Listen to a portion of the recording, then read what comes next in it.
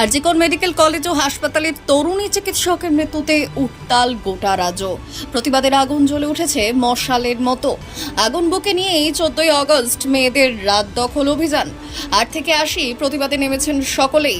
কেবল কলকাতায় নয়, রাত দখল অভিযান ছড়িয়ে পড়েছে রাজ্যের অন্যান্য প্রান্তেও। পথে নেমেছেন দুর্গাপুর, আসানসোল, শিলিগুড়ি, জলপাইগুড়ি, রায়গঞ্জ, বালুরঘাট সহ গোটা রাজ্যের মহিলারা। দেশের গণ্ডি ছাড়িয়ে বিলেতেও পৌঁছেছে প্রতিবাদের ঢেউ। ভারতীয় সময়ের সঙ্গে সামঞ্জস্য রেখে লন্ডনের ট্রিনিটি কলেজেও শুরু হয়েছে রাত দখল। মহিলাদের রাত দখলের কর্মসূচিতে নিরাপত্তা নিশ্চিত করতে বুধবার নবান্নে জরুরি বৈঠক করেন ডিজি রাজীব কুমার। সমস্ত জায়গায় কর্মসূচি যাতে সুষ্ঠুভাবে সম্পন্ন হয়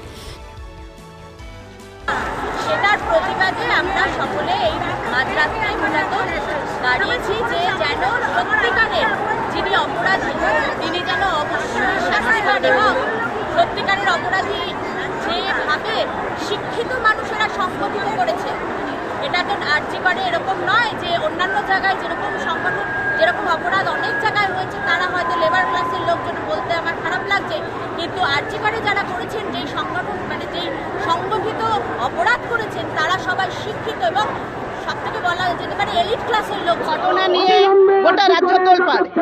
আপনারা জানেন গোটা বাংলা জুড়ে আজকে মেয়েদের সাথে সাথে আমাদের পুরুষ সহকর্মী, পুরুষ বাড়ির মেম্বার সমস্ত বাঙালির আজকে রাস্তায়। কারণ বাংলাটা এখন মেয়েদের জন্য একেবারে অসুরক্ষিত, শুধু মেয়েদের না ছেলেদের জন্য অসুরক্ষিত। আপনারা জানেন যে একের পর এক ধর্ষণের ঘটনা ঘটেছে এবং মুখ্যমন্ত্রী সহ সমস্ত আমলারা সেটাকে ধামাচাপা দেওয়ার চেষ্টা করেছেন।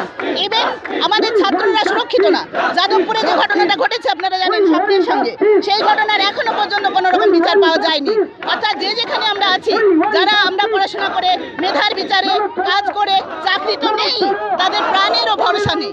এরকম একটা সর্বশেষ নিদর্শন হচ্ছে আরজিকরের ঘটনা।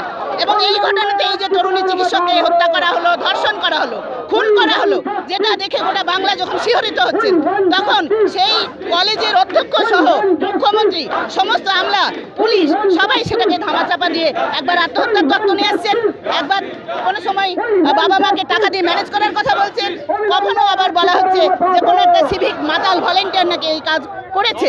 কিন্তু আমরা বিশেষজ্ঞদের কাছে জানতে পারছি যে এই ঘটনা কখনোই একজন সিভিক মাতালের পক্ষে ঘটানো সম্ভব নয়। এবং সেটা অনেকেই বলছেন এটা অন্তত 3 থেকে 4 জন এই ঘটনার সাথে জড়িত।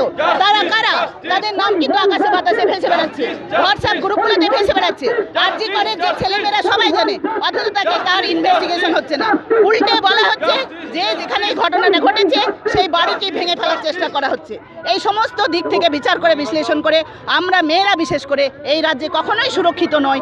এই ঘটনা বারবার মুখ্যমন্ত্রী প্রমাণ করেছেন এবং আজকে দিনে দাঁড়িয়েও তিনি প্রমাণ করছেন। ফলে আমাদের সুরক্ষা পাওয়ার যে অধিকার রয়েছে, কাজের জায়গায় যে সুরক্ষা পাওয়ার অধিকার রয়েছে, সেই দাবিটা আজকে মেয়েরা কিন্তু গৃহবধূ থেকে শুরু করে কর্মচারী সবাই আজকে আমরা রাস্তায় আছি। এবং এটা সুখের বিষয়, শুধু এই লড়াইটা মেয়েদের লড়াই নয়। আজকে আপনারা সকলেই আজকে কিন্তু রাজপথে নেমে এসেছেন, সারা রাত যাচ্ছেন। রাস্তার দখল দুষ্কৃতীরা নেবে না, রাস্তার দখল নেবে আমাদের নাগরিক সুশীল সমাজ এবং মেয়েরা, ছেলেরা কাঁধে কাঁধ মিলিয়ে আমরা সুস্থভাবে বাংলায় বাঁচতে চাই। এই জন্যই আজকের এই মিছিল, এই রাত জাগা। ব্যুরো রিপোর্ট, উত্তরের প্রহরী।